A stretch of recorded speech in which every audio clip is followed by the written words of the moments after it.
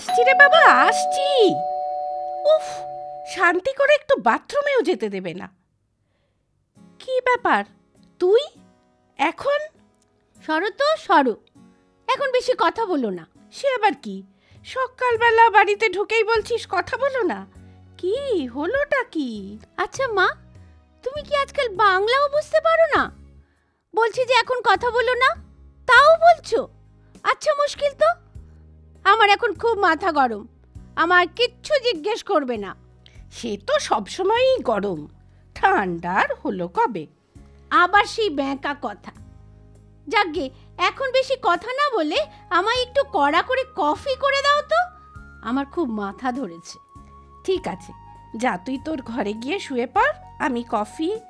জানি মা জানি, আমি আমার ঘরেই যাচ্ছি। আমাকে মনে করাতে হবে না, তোমাদের ওই সোনার পালঙ্কে আমি শুতে যাচ্ছি না বাবা। উফ, বচন বটে মা জননীর, কোনো কথার সোজা উত্তর নেই। ওই বাপ যেমন, মেয়েও হয়েছে ঠিক তাই। যাই, কড়া করে কফি করে নিয়ে আসি। ভগবান জানে কি করে এসেছেন শ্বশুর বাড়িতে। এই নে কফি। কি হলো, সকালবেলা এত মাথা গরম হয়েছে কেন? কার সঙ্গে ঝগড়া? শাশুড়ি না বর? কে ঝগড়া করলো? কে আবার ঝগড়া করবে? কেউ করেনি। তাহলে মাথা গরম হলো কেন? কারণ তো কিছু আছে। তোর মতো শান্ত মেয়ের। মা, আবার কিন্তু তুমি প্যাঁচ মারা কথা বলছো। আরে বাবা, তুমি তো জেনে শুনেই বিয়েতে রাজি হয়েছো, তাহলে আজকে কি আজকে? তো আজকে হঠাৎ কেন পায়েস রাঁধতে বলবে? কেন? হোয়াই? সত্যি তো, কেন? হোয়াই? কিন্তু বলেছেটা কে?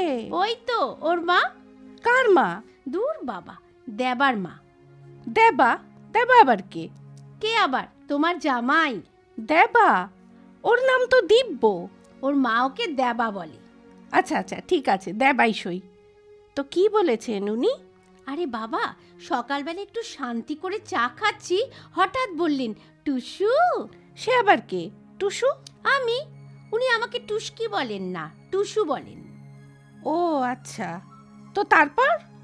উনি হঠাৎ বললেন, টুসু, আজকে তোমার মাস শাশুড়ি যা আসবেন। আমি তো বুঝতেই পারলাম না, কেই বা মাস শাশুড়ি, কেই বা তার যা। তা জিজ্ঞেস করলি না কেন? করলাম তো, বললাম এনারা কে? উনি একটু অবাক হয়ে বললেন, মাস শাশুড়ি মানে আমার দিদি, দেবার বড় মাসি, ওনার যা। তিনি আসবেন তোমায় দেখতে, বিয়ের সময় আসতে পারেননি তো তাই। আমি শুধু বললাম ও বলে চা খেতে লাগলাম। তো মাথা গরমটা হলো কেন? তারপরেই তো উনি মেইন অস্ত্রটা ছাড়লেন। অস্ত্র? ও বাবা, মানে আনাজ কাটার ছুরি? বলিস কি রে, লাগেনি তো? মা, উল্টোপাল্টা কথা না বলে আসল কথাটা শুনবে। উনি বললেন যে ওনার দিদির যা নতুন বউয়ের হাতে রান্না করা পায়েস খাবেন। আবদার কত! খেয়েছে। তুই কি বললি? কি আবার বলবো, ভাবলাম বলি যে আমি পায়েস রান্না করতে জানি না। বলে দিলি? কি সর্বনাশ! মা, অহেতুক প্রেশার বাড়িও না। না, বলিনি। বলেছি আমার ইন্টারভিউ আছে, আমি তো বেরিয়ে যাব। কি কাণ্ড! তোর আবার কোথায় ইন্টারভিউ? বলিসনি তো? কোথাও নেই, স্রেফ গুল। ও মা, সে কি? সকালবেলা মিথ্যে কথা বললি? ছি! তো উনি কি বললেন? বললেন তাই নাকি? আগে বলনি তো। কোথায় ইন্টারভিউ? আমার মুখ ফসকে বেরিয়ে গেল দূরদর্শনে। এ মা! তারপর? তারপর উনি ওনার সেই শান্ত শান্ত গলায় বললেন, ও বাবা, সে তো সল্টলেক থেকে অনেক দূর, আমি যাব তোমার সঙ্গে। কেলেঙ্কারি! দেখো মা, তুমি যদি আমার প্রত্যেকটা কথার পরে কি কাণ্ড, সর্বনাশ, কেলেঙ্কারি, এই মরেছি, ও বাবা, এই রকম সারাক্ষণ বলতে থাকো, তাহলে কিন্তু আমি কোনো কথা বলবো না, এই বলে দিচ্ছি। আচ্ছা আচ্ছা, আর বলবো না, তুই বল। বাড়ি থেকে তো বেরিয়ে পড়লাম, কিন্তু যাব কোথায় ভাবতে ভাবতে তোমার কাছে চলে এলাম, বুঝলে? বেশ করেছিস, এখন একটু শুয়ে থাক। আচ্ছা, একটা কথা বলি, তুই তো দূরদর্শনে যাচ্ছিলি, কিন্তু কেউ যদি জিজ্ঞেস করতো যে কোন পোস্টের জন্য, তাহলে কি বলতিস? কি আবার বলতাম যে নিউজ রিডারের জন্য। কেন, কলেজে পড়ার সময় 3 বছর আমি সতীনাথ স্যারের ক্লাস করিনি? সতীনাথ মুখার্জি। তুই সতীনাথ মুখার্জির কাছে গান শিখতি? কবে? ধুত তেরি, গান নয়, কবিতা, শ্রুতি নাটক, নিউজ রিডিং। ও বাবা, উনি এসবও শেখাতেন? জানতাম না তো।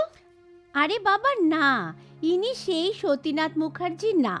ইনি তো নাটক করেন, কবিতা বলেন, খবর পড়েন। তুমি তো রেডিওতে ওনার নাটক শুনতে খুব ভালোবাসো। ও মা, তাই তো, আমি তো ভুলেই গেছিলাম। উফ, গলাটা কি দারুণ না? তো তুই ওখানে খবর পড়াও শিখেছিলি? হ্যাঁ, শিখেছি তো। আচ্ছা, কিন্তু এবার কি করবি, মানে ফিরে গিয়ে? এখন ওসব জানি না, আগে চান করি, তারপর। ঠিক আছে, যা চান করে আয়, তারপর খেতে খেতে কথা হবে। যা যা। উফ, মাছের ঝালটা যা দারুণ হয়েছে না। কাল কিনেছো? হ্যাঁ রে, কাল দরজায় এসেছিল। ভাবলাম ডিম ভরা পার্সে, তুই তো খুব ভালোবাসিস, তাই কিনে নিলাম। তা তুই যতক্ষণ চান করছিলি আমিও মাছটা রেঁধে ফেললাম। ভালো করে খা মা। গ্র্যান্ড হয়েছে। বাবা থাকলে খুব ভালো হতো বলো। বাবাও তো পার্সে খেতে ভালোবাসে। তেনার কি আর সময় আছে? তিনি হলেন রাজস্থানের রাজপুত্তুর। মানে? মানে আবার কি, তিনি তো রাজস্থানে ট্রান্সফার নিয়ে মহা খুশি। খুশি? সে আবার কি? খেতে খেতে কথা বলিস না, বিষম খাবি। হ্যাঁ, ওনার খুব আনন্দ হয়েছিল। এইবার উনি রাজস্থানের মরুভূমিতে ঘুরে বেড়াবেন আর খুঁজে বেড়াবেন তেনাকে। ও বাবা, কাকে? কাকে আবার? ডিম্পল কাপাডিয়াকে। আর বুক চাপড়ে চাপড়ে গান গাইবে। কোন গান বল দেখি? কোন গান? বলতে পারলি না তো? ওই যে দিল হুম হুম করে। সত্যি মা, তুমি পারো বটে। বাবা ডিম্পলের ভক্ত বলে মরুভূমিতে ঘুরে ঘুরে গান গাইবে? তা তুমিও তো বাবার সঙ্গে চলে যেতে পারতে। বলেছিল। আমি বললাম 3 বছরের জন্য রাজস্থান আমি মোটেই যাব না, 1 সপ্তাহের জন্য হলে যেতে পারি। কলকাতা ছেড়ে আমি কোথাও যাব না, এটা শিওর। আমি হলে চলে যেতাম।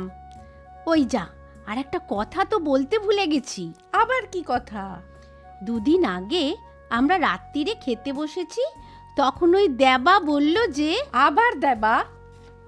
ওকে ওকে, আর বলবো না। হ্যাঁ, ও বলল, মা একটা দারুণ খবর আছে। অফিস আমাকে 3 মাসের জন্য জার্মানি পাঠাচ্ছে একটা প্রজেক্টের ব্যাপারে। ওর মা একটু মিষ্টি হেসে বললেন, বাহ, এ তো খুব ভালো খবর।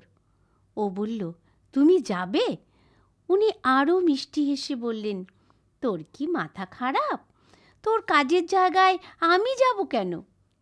একেবারে যুক্তিযুক্ত কথা, কিন্তু আমার তো শটান মাথা গরম। আবার মাথা গরম কেন? ওই দেবা, ও কেন এত বড় একটা খবর প্রথম আমাকে না জানিয়ে ওর মাকে জানালো? রাগ হবে না? আমি ওর নতুন বউ। আর ঠিকই তো করেছে, তুই ওর 6 মাসের নতুন বউ।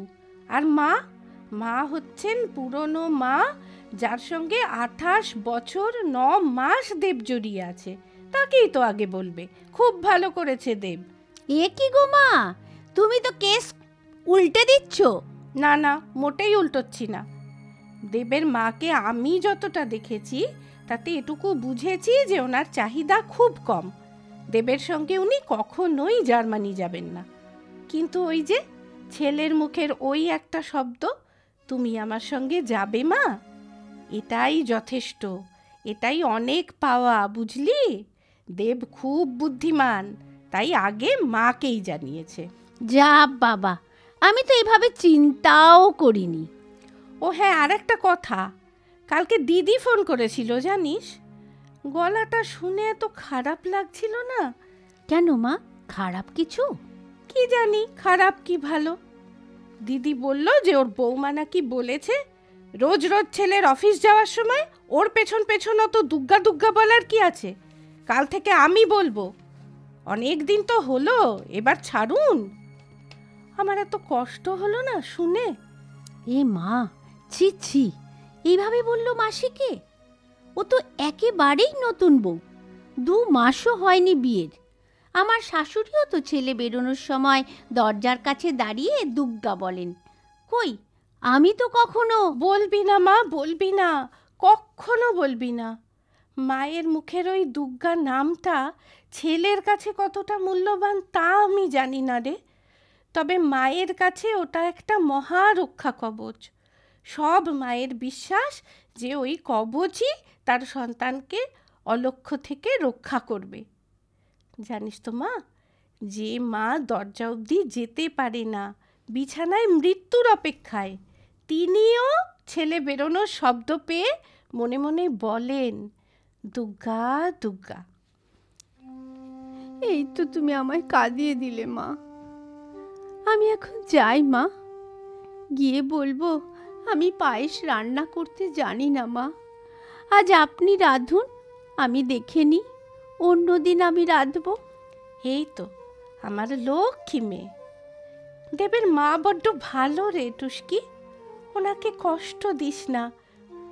ওনার ওই অত ভালোর সঙ্গে তুইও আলোর মতো মিশে থাক মা, মিশে থাক। চোখ মোছো মা, আমি এবার আসি। আয়। কাল তো তোমার রাজস্থানের রাজপুত্তর আসবে, যাও তার জন্য রাজস্থানী রান্না করো গিয়ে। আসছি কেমন? কি হলো, বললে না দুগ্গা দুগ্গা? এই তো বলছি, দুগ্গা দুগ্গা, দুগ্গা দুগ্গা।